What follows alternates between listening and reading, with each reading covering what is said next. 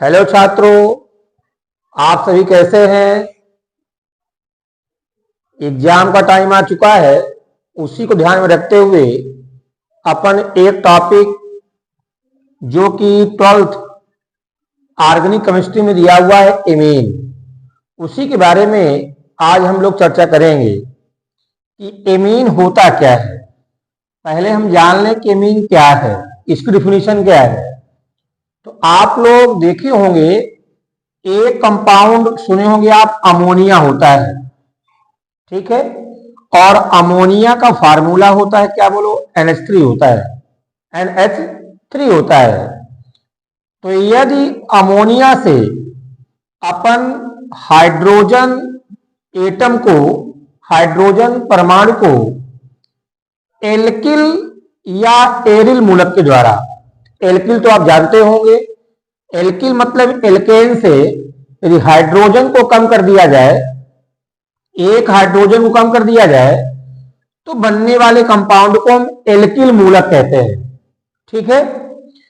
तो अमोनिया से जब एक हाइड्रोजन परमाणु का प्रतिस्थापन हमने एल्किल व एरिल मूलक से किया, तो कन्फर्म है कि क्या बन जाएगा, R बॉन्ड क्या बनेगा, NH2 बनेगा, ठीक है। तो जब अमोनिया से एक हाइड्रोजन परमाणु का प्रतिस्थापन एल्किल व एरिल मूलक के द्वारा किया गया, तो बनने वाले कंपाउंड को एमीन कहा जाता है, ठीक है। तो यदि एक हाइड्रोजन का प्रतिस्थापन होगा तो प्राइमरी एमीन होगा, ठीक है। और जब दो हाइड्रोजन का प्रतिस्थापन एल्किल मूलक से होगा तो सेकेंडरी एमीन होगा।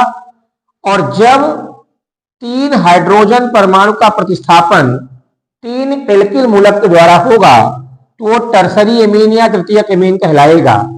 तो पहले पूछता है कि एमीन क्या है, तो आप बताओगे कि एमीन जब अमोनिया से हाइड्रोजन परमाणुओं का प्रतिस्थापन एल्किल व एरिल मूलक के द्वारा किया जाता है तो बनने वाले कंपाउंड को एमीन कहा जाता है। अर्थात जो एमीन होते हैं वो अमोनिया के व्युत्पन्न होते हैं, अमोनिया के व्युत्पन्न होते हैं। इसके बाद जब डिफिनीशन आप लिख लेंगे, परिभाषा लिख लेंगे, बन जाएगी ना कि जब अमोनिया से हाइड्रोजन परमाणुओं का प्रतिस्थापन एल्किल व एरिल मूलक के द्वारा किया जाता है तो बनने वाले कंपाउंड को एमीन कहा जाता है। अर्थात जो एमीन होते हैं वो अमोनिया के क्या होते हैं, व्युत्पन्न होते हैं, ठीक है। इसके बाद आपको पता है जो एमीन होते हैं वो तीन प्रकार के होते हैं, जिसमें से पहला होता है प्राथमिक एमीन। प्राथमिक क्या होता है, बोलो, एमीन। तो प्राथमिक एमीन को अपन कैसे डिफाइन करेंगे, आप बताएंगे कि जब अमोनिया से एक हाइड्रोजन का प्रतिस्थापन एल्किल व एरिल मूलक के द्वारा किया जाए तो बनने वाले कंपाउंड को या बनने वाले यौगिक को प्राथमिक एमीन कहा जाता है, ठीक है। जैसे सपोज यदि हम एग्जाम्पल देखें तो R मतलब मेथिल हो गया और बॉन्ड क्या लग गया, NH2 लग गया।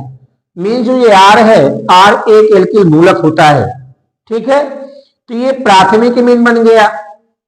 इसके बाद द्वितीयक एमीन होता है, ये हो गया द्वितीयक एमीन।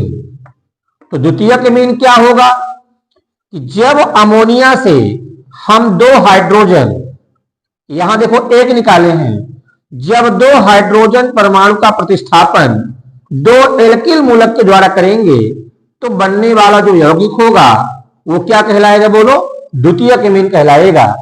फॉर एग्जाम्पल जो होगा, उदाहरण जो होगा वो होगा CH3, ये CH3 और बॉन्ड बोलो क्या हो गया, NH हो गया। ये द्वितीयक एमीन का उदाहरण हो गया। इसके बाद जो इसका IUPAC नेम होगा वो नाम आपको बताएंगे। अभी तो ये प्राथमिक मेथिलेमीन लिखा हुआ है, द्वितीयक डाइमेथिलेमीन लिखा हुआ है, इतना आप ध्यान रखेंगे। CH3 आप छोटी क्लासों में देखे होंगे कि मेथिल कहा जाता है इसको, तो ये प्राथमिक मेथिलेमीन हो गया, ये द्वितीयक डाइमेथिलेमीन हो गया। तो द्वितीयक एमीन की परिभाषा भी आप क्लियर कर लिए होंगे कि जब अमोनिया से दो हाइड्रोजन परमाणुओं का प्रतिस्थापन दो एल्किल मूलक के द्वारा किया जाए तो बनने वाले यौगिक को द्वितीयक एमीन कहा जाता है। फॉर एग्जाम्पल, ये एग्जाम्पल, ठीक है। इसके बाद क्या होता है? तृतीयक एमीन होता है। तो थर्ड पॉइंट डालेंगे अपन, तृतीयक एमीन। तृतीयक एमीन हो गया। तो जब प्राथमिक और द्वितीयक क्लियर हो गया तो तृतीयक एमीन आप समझ गए होंगे कि जब अमोनिया से 3 हाइड्रोजन परमाणु का प्रतिस्थापन 3 एल्किल मूलक के द्वारा किया जाए, जब अमोनिया से 3 हाइड्रोजन परमाणु का प्रतिस्थापन 3 एल्किल मूलक के द्वारा किया जाए तो बनने वाले यौगिक को अपन तृतीयक एमीन कहते हैं, जिसे इंग्लिश में टर्सरी एमीन कहा जाता है। फॉर एग्जाम्पल आप समझ गए होंगे, ये हो गया CH3 बॉन्ड बोलो क्या हो गया? EN हो गया। अब ये नहीं है कि यहां पर हम केवल मेथिल ही ले सकते हैं, यहां पर आप कोई भी एल्किल मूलक लगा सकते हैं। मेथिल हो गया, एथिल लगा दें, प्रोपिल लगा दें, जो आपका विचार हो तो वो आप वो बना सकते हैं। तो ये हो गया तृतीयक ट्राइमेथिल एमीन हो गया। तृतीयक ट्राइमेथिल क्या हो गया? एमीन हो गया। तो इस तरह से आपको कंफर्म हो गया कि जो एमीन होता है, एमीन क्या है कि यदि हम अमोनिया से हाइड्रोजन परमाणुओं का प्रतिस्थापन एल्किल मूलकों के द्वारा करते जाएं तो बनने वाले यौगिक जो होंगे वो एमीन कहलाएंगे। अर्थात जो एमीन होता है वो अमोनिया का क्या होता है बोलो? व्युत्पन्न होता है। इसके बाद जो एमीन होते हैं वो 3 टाइप के होते हैं, 3 प्रकार के होते हैं। नंबर 1 प्राथमिक एमीन। तो जब अमोनिया से केवल एक हाइड्रोजन परमाणु का प्रतिस्थापन एल्किल या एरिल मूलक के द्वारा किया जाता है तो बनने वाले यौगिक को अपन क्या बोलते हैं बोलो? प्राथमिक एमीन कहते हैं। प्राथमिक एमीन कहते हैं। फॉर एग्जाम्पल ये लिखा हुआ है। द्वितीयक एमीन, जब अमोनिया से 2 हाइड्रोजन परमाणु का प्रतिस्थापन 2 एल्किल मूलक के द्वारा किया जाता है तो बनने वाले यौगिक को द्वितीयक एमीन कहा जाता है। और जब अमोनिया से 3 हाइड्रोजन परमाणुओं का प्रतिस्थापन 3 एल्किल मूलक के द्वारा किया जाता है तो बनने वाले यौगिक को तृतीयक एमीन कहा जाता है। फॉर एग्जाम्पल, प्राथमिक एमीन का है, द्वितीयक एमीन का है, तृतीयक एमीन का है। ठीक है।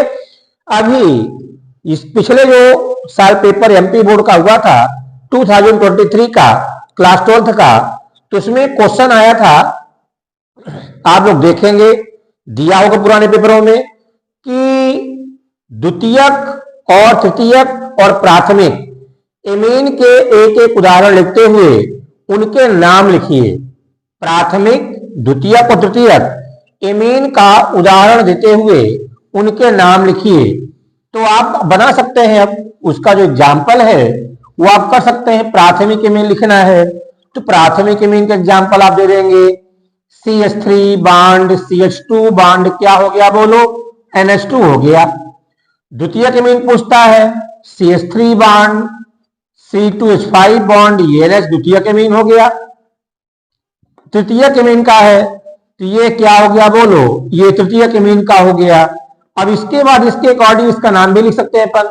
ये प्राथमिक एमीन है, कार्बन की संख्या बढ़ा सकते हैं आप। हमने 2 कार्बन लिया, आप 3 कर दो, 4 कर दो। ये द्वितीयक एमीन लिखा हुआ है, यहां पर आप एल्किल मूलक चयन कर सकते हैं। ठीक है।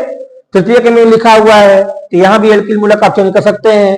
इसके बाद इसका नाम पूछा गया था, तो हालांकि हम एक वीडियो बनाएंगे उसमें हम केवल एमीन का IUPAC नेम भी बताएंगे आपको। फिर भी यहां पर इसके बाद ये सेकेंडरी एमीन है, तो इसमें क्या करेंगे हम लोग कि जो एल्किल ग्रुप बड़े होंगे तो उनको हम लोग मेन चेन मान लेंगे, मुख्य श्रृंखला मान लेंगे, और जो छोटा एल्किल मूलक होगा तो उसको हम एल्किल मूलक के रूप में बोलेंगे। तो इसका नाम हो जाएगा एन मेथिल।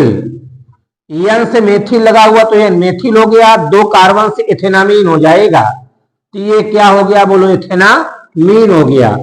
ये इसका नाम हो गया। अब यहां आएंगे अपन तो ये जो एथिल है इसमें कार्बन ज्यादा लगे हुए हैं तो ये मुख्य श्रृंखला हो जाएगी। हम इसका अंकन करेंगे और ये दोनों मेथिल एन से लगे हुए हैं तो आप बता सकते हो एन डाई मेथिल।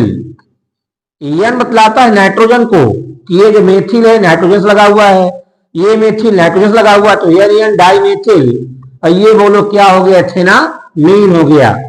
तो ध्यान रखना है आपको कि ये भी पेपर में आया था कि प्राथमिक द्वितीय तृतीय केमीन का उदाहरण देते हुए आप उसके नाम लिखिए। तो आप यहां पर कोई भी प्राथमिक केमीन ले सकते हैं, कोई भी द्वितीय केमीन ले सकते हैं, कोई भी तृतीय केमीन आप ले सकते हैं, ये आपको उसके अकॉर्डिंग उसका नाम लिखना पड़ता है, ठीक है। तो इस तरह से हमने बता दिया आपको कि जो एमीन है, एमीन क्या होते हैं, और एमीन अमोनिया के व्युत्पन्न होते हैं। ये 3 प्रकार के होते हैं, प्राथमिक एमीन, द्वितीय केमीन और तृतीय केमीन, और उसकी डिफिनीशन कैसे लिखी जाएगी बता दिया गया हमने आपको। इसके बाद उसके हमने एग्जाम्पल भी दिया है, ठीक है। इसके बाद क्या होगा कि जो एमीन होता है, तो जब पता है आपको कि एमीन अमोनिया के व्युत्पन्न होते हैं, एमीन क्या होते हैं, अमोनिया के व्युत्पन्न होते हैं। इसके बाद देखना है कि एमीन का नॉमेनक्लेचर क्या होगा, एमीन का नामकरण। तो ये हो गया एमीन का नामकरण, जो कि हम आपको अगले वीडियो में बताएंगे कि एमीन का नामकरण कैसे किया जाता है। विधिवत आप डेली क्लास लोगे और आपको हम एग्जाम के उद्देश्य से जो इंपोर्टेंट क्वेश्चन होंगे वो आपको हम डेली शेयर करते रहेंगे। आप वीडियो जरूर देखते जाइए कंटिन्यू, ठीक है। थैंक यू सभी को।